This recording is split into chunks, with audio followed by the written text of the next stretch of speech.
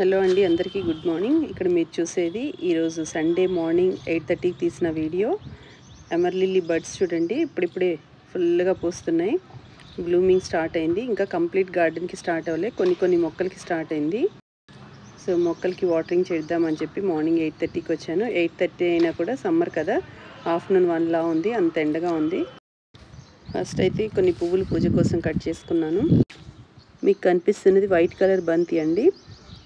ఈసారి 4 రకాల బియ్యపు బంతులు అయితే గార్డెన్లో నాటాను.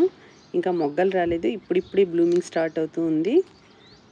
గలాడియా అయితే ఫుల్గా పూస్తూ ఉన్నాయి. ఇక్కడ చూసారా మీరు, డాలియా మొక్కలు ఎంత హెల్తీగా ఉన్నాయో. ఇవన్నీ బల్బ్స్తో పెట్టి పెంచిన మొక్కలండి. సమ్మర్లో కూడా ఎంత హెల్తీగా ఉన్నాయో. ఒక్క ప్లాంట్ తీసినా కూడా మనకు బంచ్ ఆఫ్ బల్బ్స్ కనిపిస్తాయి. సో నేను ఈ విధంగా ఇలా వదిలేస్తాను, మల్టిపుల్ బల్బ్స్ తయారవుతాయి. ఇప్పుడు కూడా డాలియా ఫ్రెష్ బల్బ్స్ అవైలబుల్ అండి మా దగ్గర సేల్కి. అన్ని రకాల ఫ్లవర్ బల్బ్స్ ఉన్నాయి.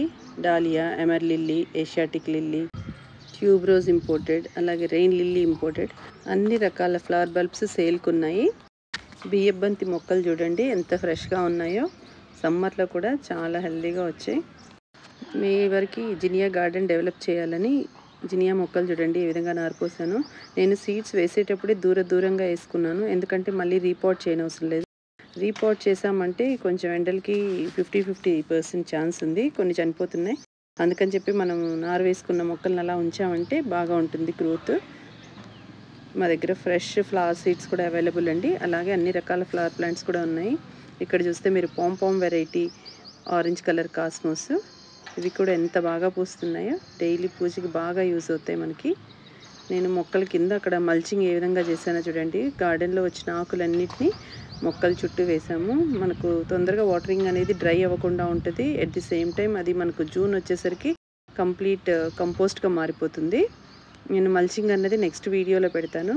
మా కొత్తింట్లో నుంచి అన్ని వేపాకులు బస్తాలు తీసుకొచ్చి గార్డెన్లో ఎలా వేసాము అన్నది నెక్స్ట్ వీడియోలో ఒకసారి మీకు చూపిస్తాను. ఎమర్లిల్లీ బల్బ్స్ ఫ్లవరింగ్ చూడండి ఏ విధంగా స్టార్ట్ అయిందో. ఇంకా మే వచ్చేసరికి ఫుల్ ఫ్లవరింగ్ ఉంటుంది గార్డెన్లో. నేను వీటన్నిటికీ ఎవ్రీ 15 డేస్కి ఒకసారి ఆల్మిక్స్ కేక్ పౌడర్, అలాగే కొంచెం కౌ మాన్యూర్ ఇస్తూ ఉంటాను. సమ్మర్లో కూడా బాగా ఫ్లవరింగ్ అనేది ఉంటుంది. నాకు ఎమర్లిల్లీ ఫ్లవర్స్ అంటే చాలా ఇష్టం, ఎందుకంటే అవి ఒకటి మందారం సైజులో ఉంటుంది. 4 to 5 డేస్ వాడిపోకుండా ఉంటుంది. జీరో మెయింటెనెన్స్ అండి, ఎలా బల్బు పడేసినా కూడా మనకు మొక్క అనేది వస్తుంది అనమాట.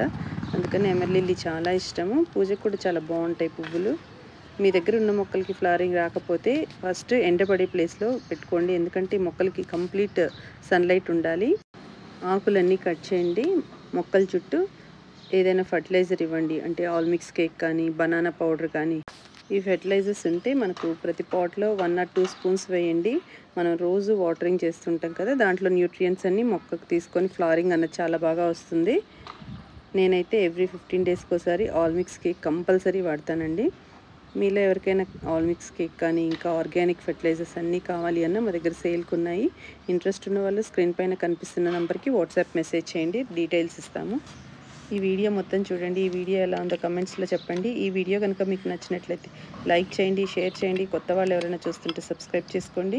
అలాగే మీ ఫ్రెండ్స్ అండ్ రిలేటివ్స్ కూడా ఫార్వర్డ్ చేయండి. Thank you for watching my videos.